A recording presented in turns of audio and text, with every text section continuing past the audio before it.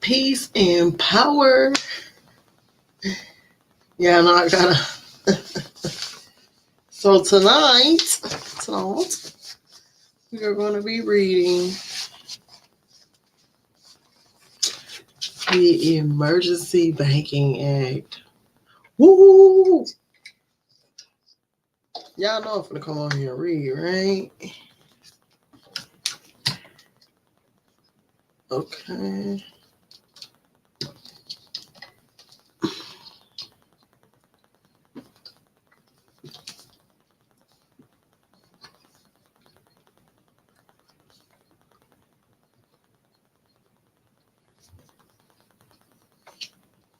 Hold on.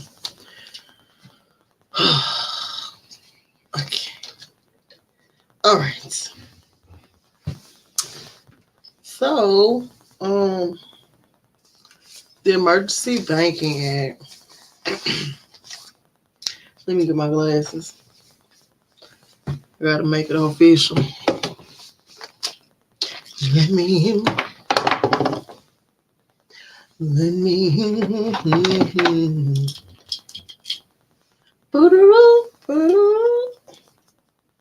And I'm trying some water.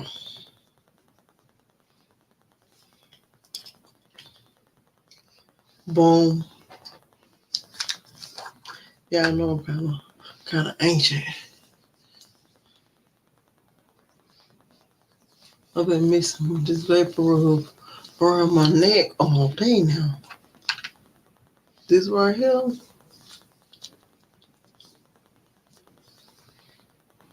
helps a whole lot. Okay, y'all ready? Let's get it.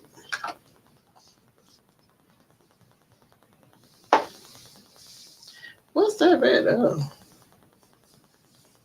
It's weird. I'm trying to see if I lean up, is it better? But anyway, the Emergency Banking Act. What is this act designed to do? It's designed to provide relief in the existing national emergency in banking and for other purposes, be it enacted by the Senate and House of Representatives of the United States of America and Congress assembled, that the Congress hereby declares that a serious emergency exists and that it is imperatively necessary speedily to put into effect remedies of uniform national application. And so this is them coming to the rescue.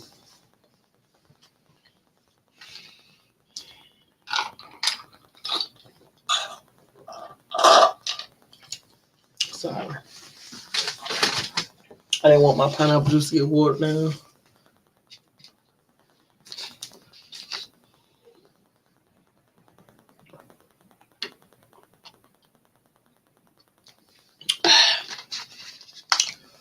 Okay.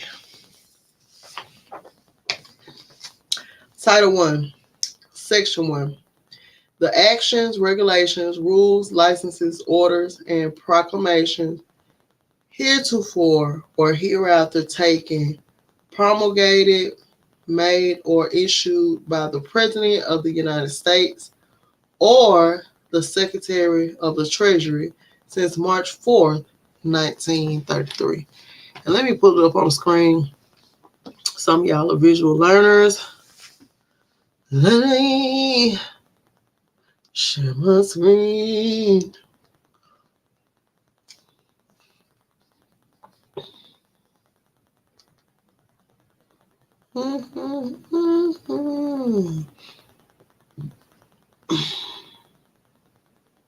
Excuse me, let me see.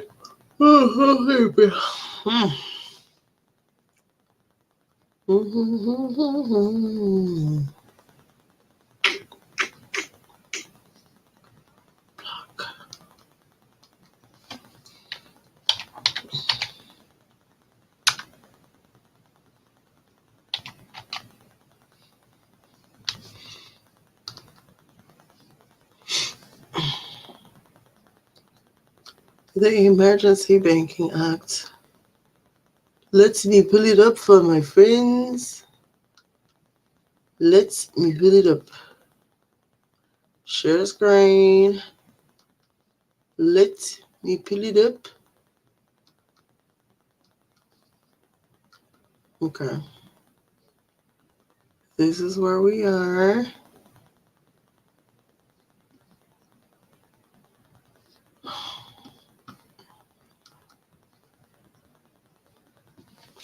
Okay. Shout out to Katie Roof today. Showing up. Section 1. The actions, regulations, rules, licenses, orders, and proclamations heretofore or hereafter taken, promulgated, made, or issued by the President of the United States or the Secretary of the Treasury since March 4th, 1993. So this is something that's been going on for a minute. Pursuant to the authority conferred by subdivision B of Section 5 of the Act of October 6, 1917, as amended, are hereby approved and confirmed. Section 2. Subdivision B of Section 5 of the Act of October 6, 1917, in parentheses 40 state L 411, as amended, is hereby amended to read as follows. B. During time of war or during any other period of national emergency declared by the President may, through any agency that he may designate or otherwise investigate, regulate, or prohibit under such rules and regulations as he may prescribe by means of licenses or otherwise, any transaction in foreign exchange, transfers of credit between or payments by banking institutions as defined by the President, and export, hoarding, melting, or earmarking of gold or silver coin or bullion or currency by any person within the United States or any place subject to the jurisdiction thereof. And the President may require any person engaged in any transaction referred to in this subdivision to furnish under oath complete information relative thereto, including the production of any books of account, contracts, letters, or other papers in connection therewith in the custody or control of such person, either before or after such transaction is completed. Whoever willfully violates any of the provisions of this subdivision or any license, order, rule, or regulation issued thereunder shall upon conviction be fined not more than 10,000, or if a natural person may be imprisoned for not more than 10 years or both, and any officer, director, or agent of any corporation who knowingly participates in such violation may be punished by a like fine, imprisonment, or both. As used in this subdivision, the term person means an individual, partnership, association, or corporation. And so we know when we're reading these are banking definitions.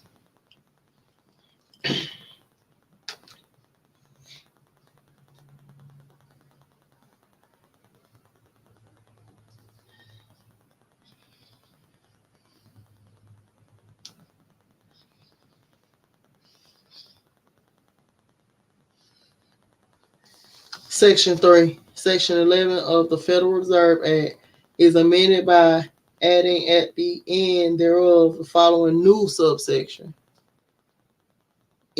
Whenever in the judgment of the Secretary of the Treasury such action is necessary to protect the currency system of the United States. The Secretary of the Treasury, in his discretion, may require any or all individuals, partnerships, associations, and corporations to pay and deliver to the Treasurer of the United States any or all gold coin, gold bullion, and gold certificates owed by such individuals, partnerships, associations, and corporations. Upon receipt of such gold coin, gold bullion, or gold certificates, the Secretary of the Treasury shall pay, therefore, an equivalent amount of any other form of coin or currency coined or issued under the laws of the United States. The Secretary of the Treasury shall pay all costs of the transportation of such gold bullion, gold certificates, coin, or currency, including the cost of insurance, protection, and such other incidental costs as may be reasonably necessary. Any individual, partnership, association, or corporation failing to comply with any requirement of the Secretary of the Treasury may, under this subsection, shall be subject to a penalty equal to twice the value of the gold or gold certificates in respect of which such failure occurred, and such penalty may be collected by the Secretary of the Treasury by suit or otherwise. Section 4. Let me roll down for y'all.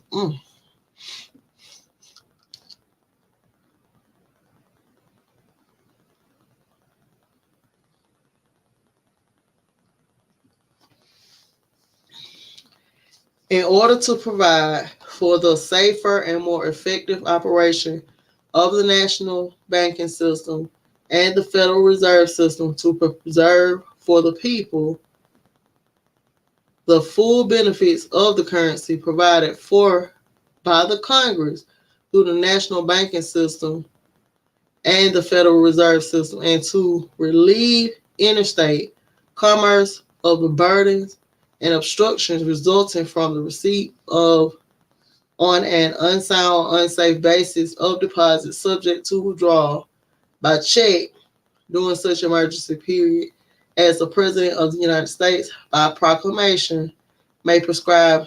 No member bank of the Federal Reserve System shall transact any banking business except to such extent and subject to such regulations, limitations, and restrictions as may be prescribed by the Secretary of the Treasury with the approval of the President. Any individual, partnership, corporation, or association, or any director, officer, or employee thereof, violating any of the provisions of this section, shall be deemed guilty of a misdemeanor, and upon conviction thereof shall be fined not more than 10,000, or if a natural person may, in addition to such fine, be imprisoned for a term not exceeding 10 years. Each day that any such violation continues shall be deemed a separate offense. Title 2, Section 201. This title may be cited as the Bank Conservatorship Conservation Act, the Bank Conservation Act. Section 202, as used in this title, the term bank means 1. Any national banking association, and 2. Any bank or trust company located in the District of Columbia and operating under the supervision of the Comptroller of the Currency. And the term state means any state, territory, or possession of the United States and the Canal Zone.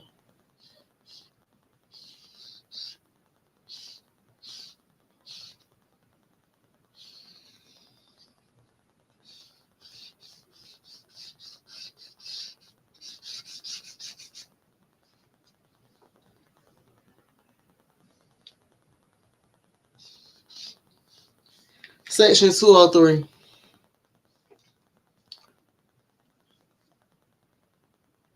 Whenever he shall deem it necessary in order to conserve the assets of any bank for the benefit of the depositors and other creditors thereof, the comptroller of the currency may appoint a conservator for such bank and require of him such bond and security as the comptroller of the currency deems proper. The conservator, under the direction of the comptroller, shall take possession of the books, records, and assets of every description of such bank.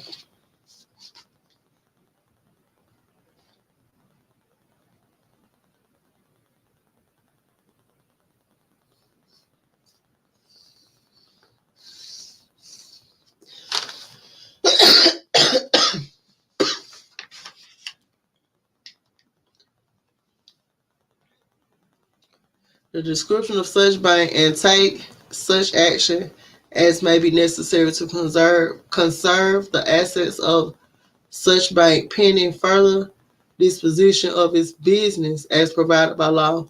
Such a conservator shall have all the rights, powers, and privileges now possessed by or hereafter given receivers of insolvent national banks, and shall be subject to the obligations and penalties not inconsistent with the provisions of this title, to which receivers are now or may hereafter become subject.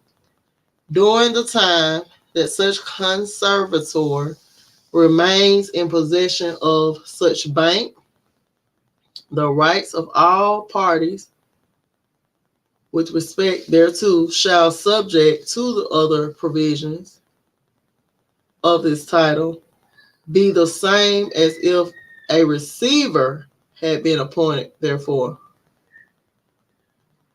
all expenses of any such conservatorship shall be paid out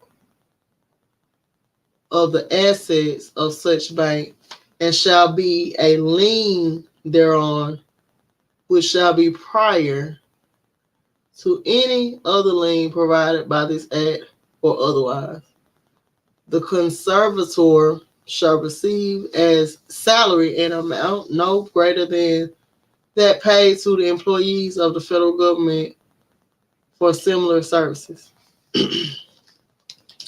Section 204. The comptroller of the currency shall cause to be made such examinations of the affairs of such bank as shall be necessary to inform him as to the financial condition of such bank, and the examiner shall make a report thereon to the comptroller of the currency at the earliest practicable date. Uh-oh.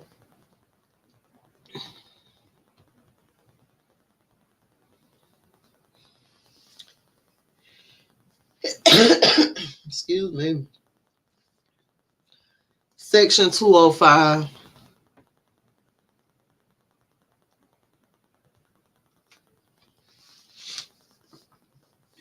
If the comptroller of the currency becomes satisfied that it may safely be done and that it will be in the public interest, he may, in his direction, terminate the conservatorship and permit such bank to resume the transaction of its business subject to such terms, conditions, restrictions, and limitations as he may prescribe. While such bank is in the hands of the conservator, appointed by the comptroller of the currency, the comptroller may require the conservator to set aside and make available for withdrawal by depositors and payment to other creditors on a rateable basis such as amounts as in the opinion of the comptroller may safely be used for these purposes. So it's saying that they can charge a fee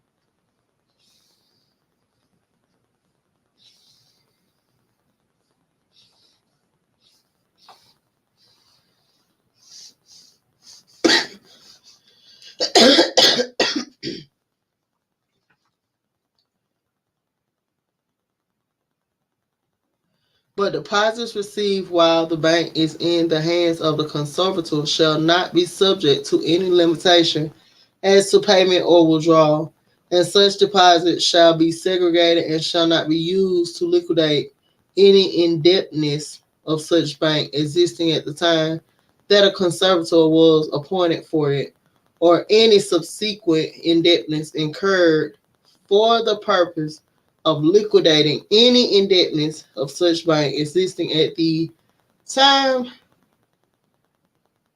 such conservator was appointed. Such deposits received while the bank is in the hands of the conservator shall be kept on hand in cash invested in the direct obligation of the United States or deposited with a Federal Reserve Bank.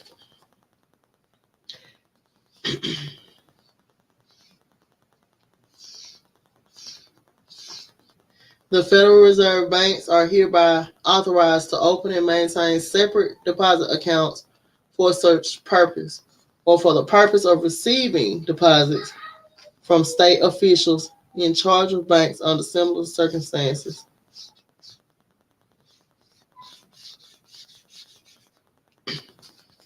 Section 207.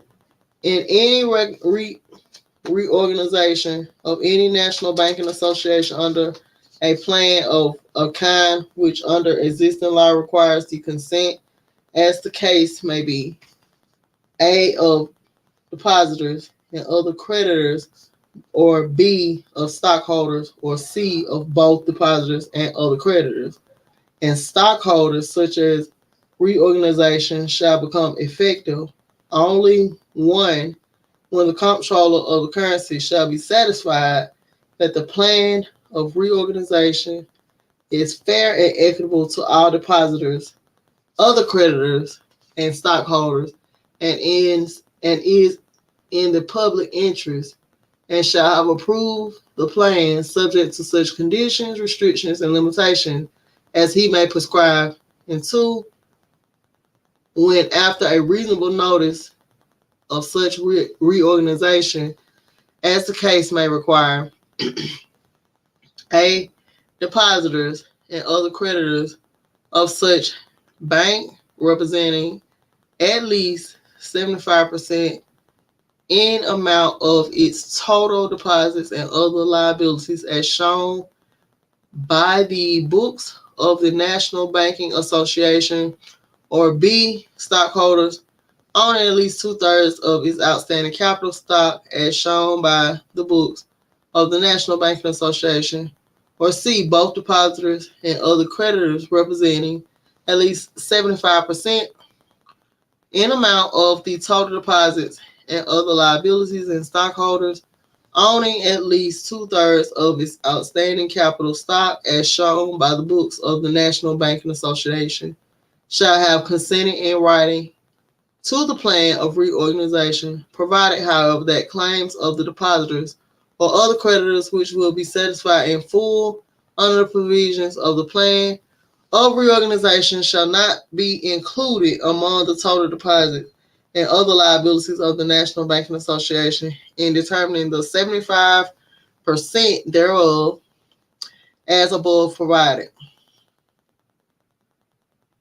When such reorganization becomes effective, all books, records, and assets of the National Banking Association shall be disposed of in accordance with the provisions of the plan, and the affairs of the National Banking Association shall be conducted by its board of directors in the manner provided by the plan and under the conditions, restrictions, and limitations which have been prescribed by the comptroller of the currency in any reorganization which shall have been approved and shall have become effective as provided. Herein, all the depositors and other creditors and stockholders of such National Banking Association, whether or not they shall have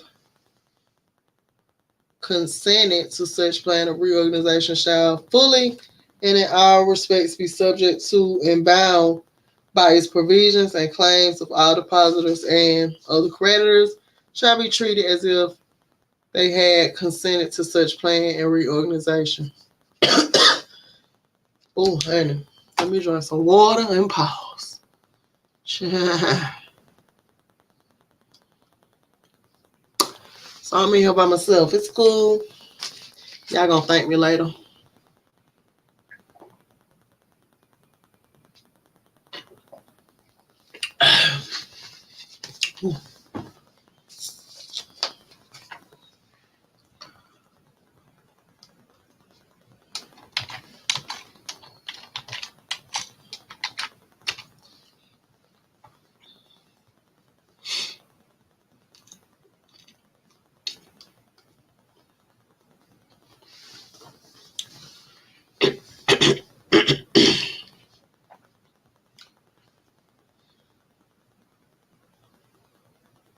Section 208.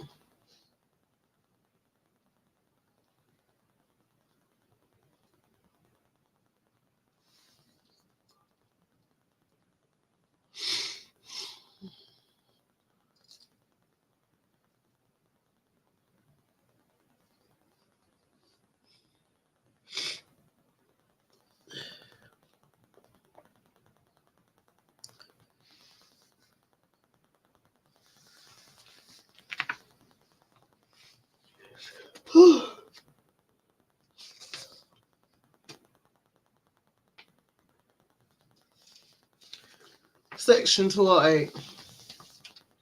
After 15 days after the affairs of a bank shall have been turned back to its board of directors by the conservator, either with or without a reorganization, as provided in Section 207, hereof the provisions of Section 206 of this title, with respect to the segregation of depositors received while it is in the hands of the conservator, and with respect to the use of such deposits to liquidate the indebtedness of such bank, shall no longer be effective, provided that before the conservator shall turn back the affairs of the bank to its board of directors, he shall cause to be published in a newspaper published in the city, town, or county in which such bank is located, and if no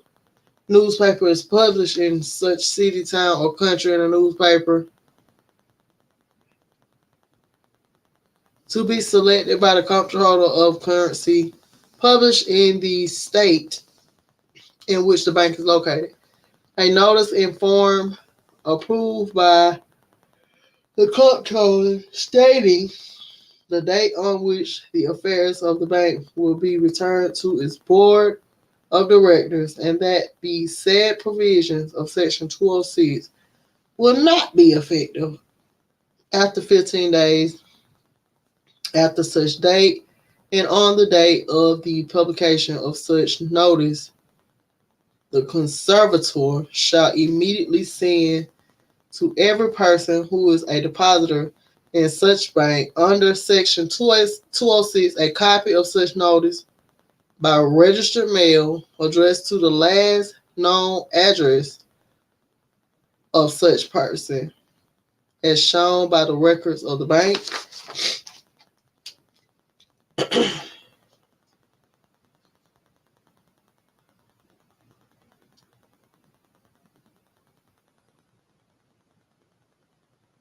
Send to every depositor, every person who is a depositor in such bank on a section of notice by registered mail addressed to the last known address as shown by the records of the bank, and the conservator shall send similar notice in like manner to every person making deposit in such bank under Section 206 after the date of such newspaper publication and before the time when the affairs of the bank return to its directors.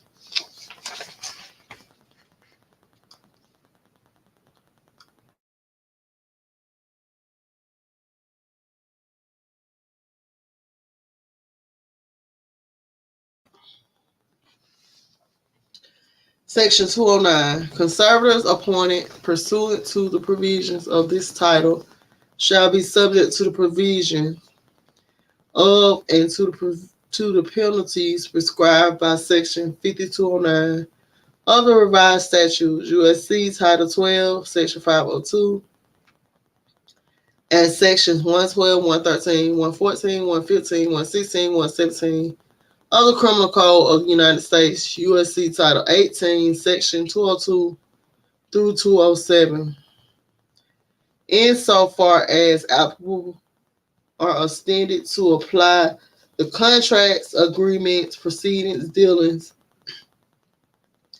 claims, and controversies by or with any such conservator or the comptroller of the currency under the provisions of this title. Section 210.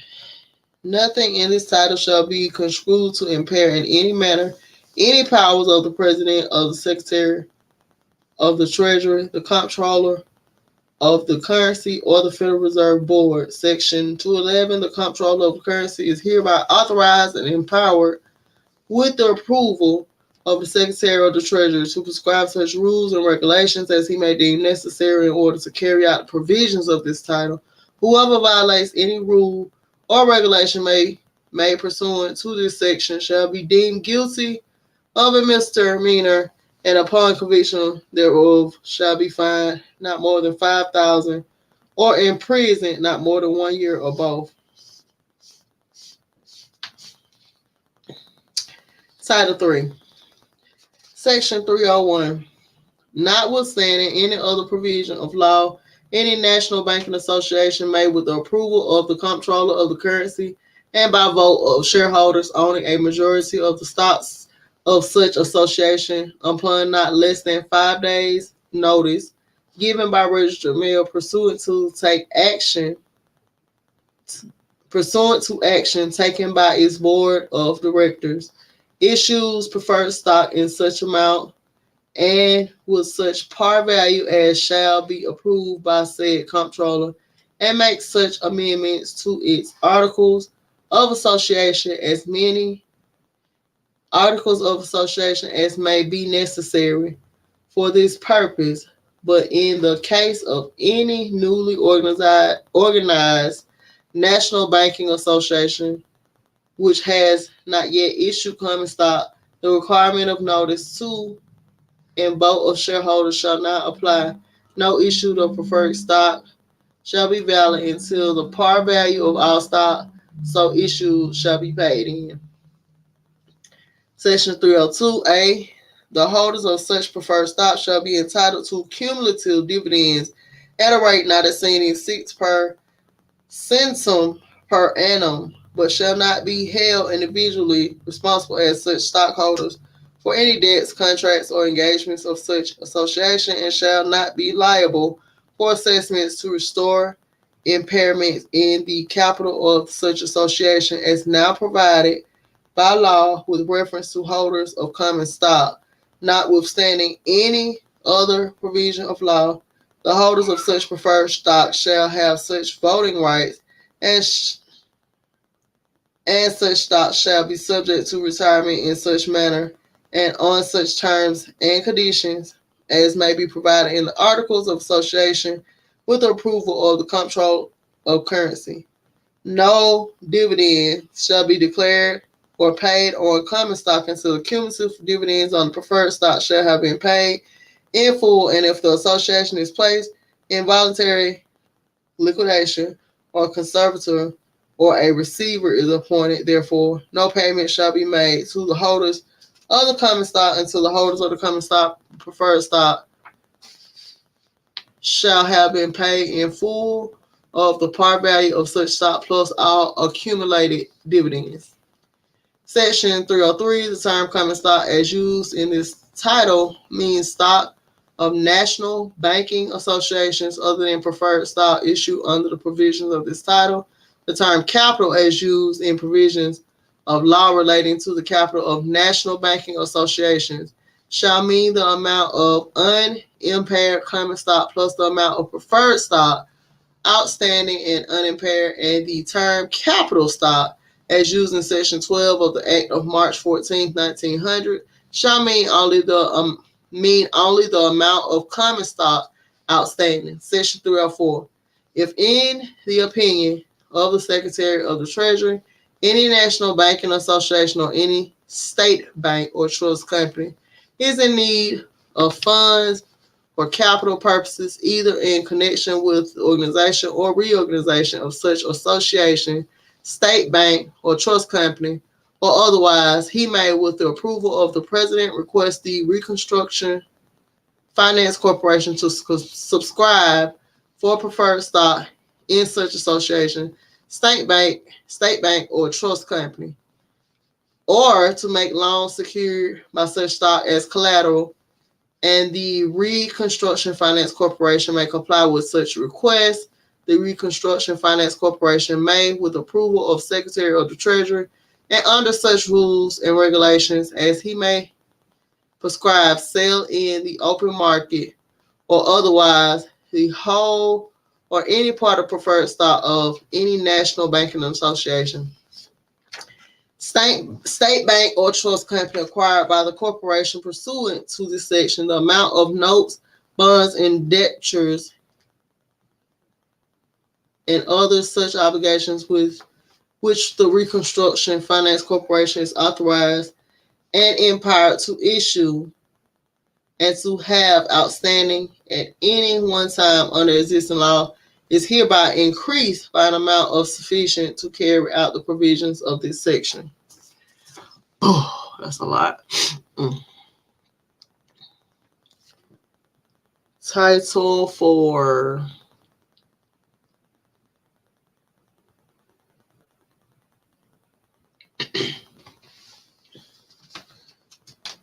Section 401, the sixth paragraph of Section 18 of the Federal Reserve Act is amended to read as follows. Upon the deposit with the Treasurer of the United States, A, of any direct obligation of the United States, or B, of any notes, drafts, bills of exchange, or bankers' acceptances acquired under the provisions of this Act, any Federal Reserve Bank making such deposit in the manner prescribed by the Secretary of Treasury shall be entitled to receive from the Comptroller of Currency circulating notes in blank, duly registered, and countersigned.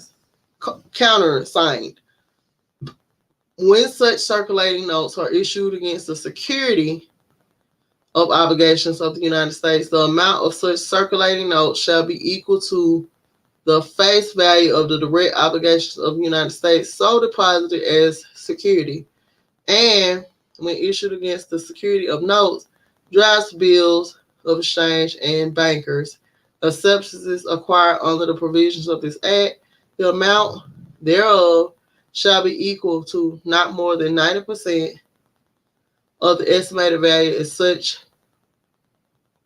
such notes, drafts, bills of exchange, and bankers' acceptances so deposited as security.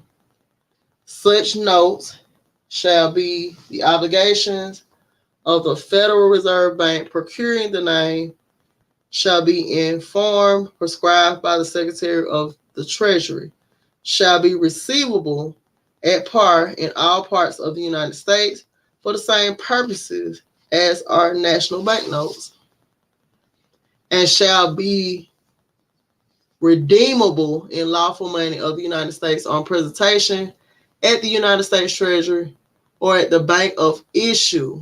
So this is telling you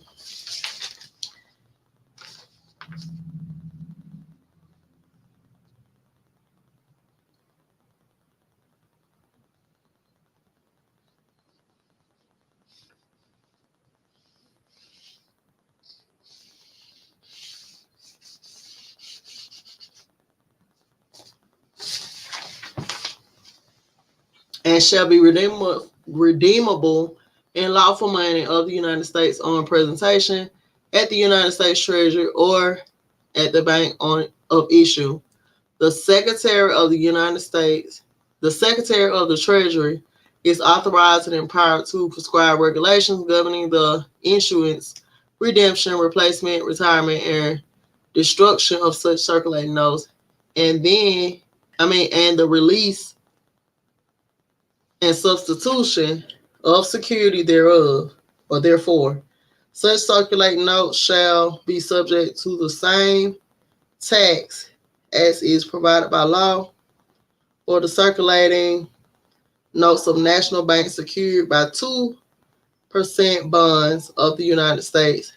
No such circulating notes shall be issued under this paragraph after the President has declared by proclamation that the emergency recognized by the President by the proclamation of March 6, 1933, has terminated unless such circulating notes are secured by deposits of bonds of the United States bearing the circulation privilege. When required to do so by the Secretary of Treasury, each Federal Reserve agent shall act as an agent of the Treasurer of the United States, of the Comptroller of the Currency, or both, for the performance of any of the functions which the Treasurer or the Comptroller may be called upon to perform in carrying out the provisions of this paragraph.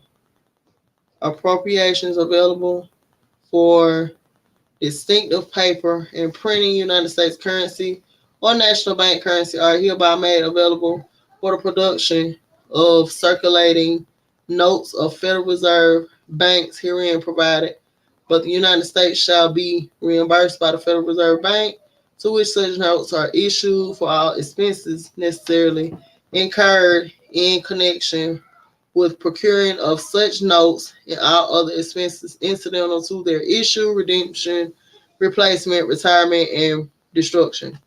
Section 402, Section 10B of the Federal Reserve Act, as amended, is further amended, reads as follows. Section 10B, in exceptional and exigent circumstances, and when any member bank has no further eligible and acceptable assets available to enable it to obtain adequate credit accommodations through rediscounting at the Federal Reserve Bank or any other method provided by this act other than that provided by Section 10A.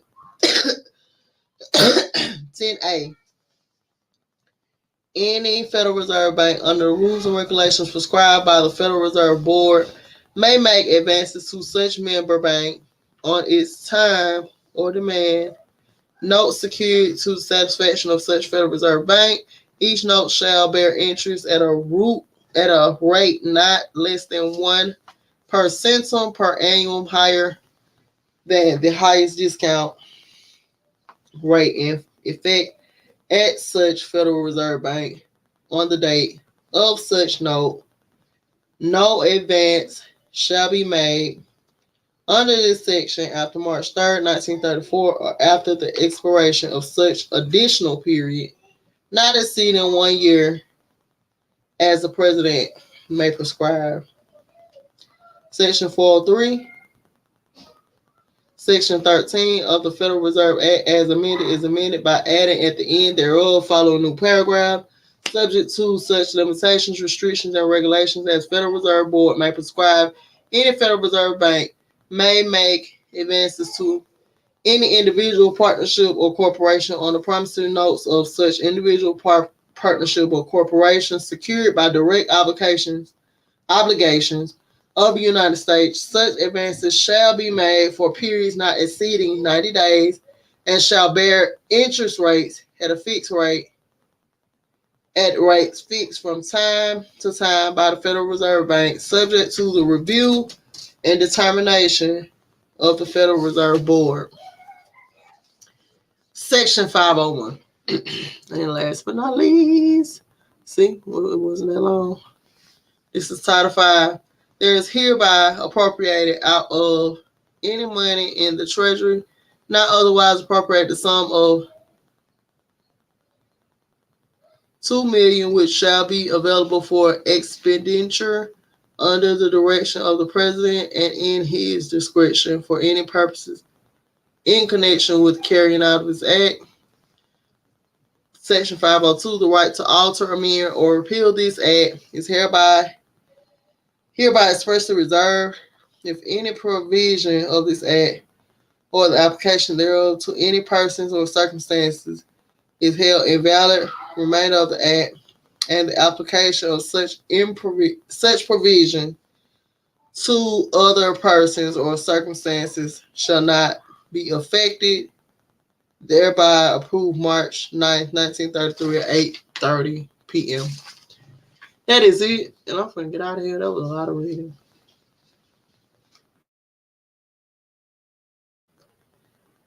Peace.